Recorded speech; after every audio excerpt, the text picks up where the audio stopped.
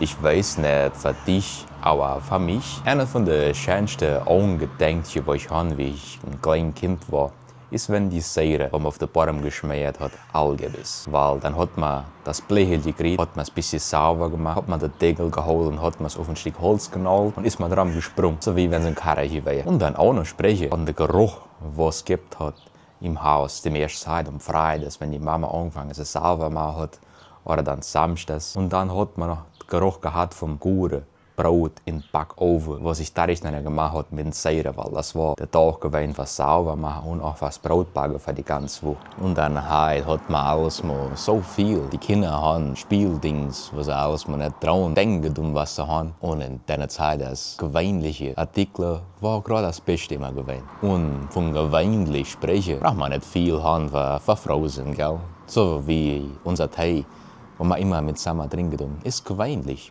Der Tee, den ich heute trinke, ist dasselbe Tee, den ich getrunken habe vor Jahren und Jahren zurück mit meinen Eltern, mit meinen Onkeln, mit meinen Wovren.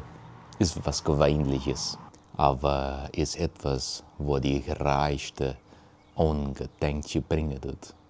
Ist, wo die Leute zurückbringen tut, wenn ich richtig denke, bis die Woche schon nicht mehr da sind. Wenn ich mal Tee trinke, trinke ich Tee mit der ganzen Leid, wo ich an denken sind. Verhabst mit dir.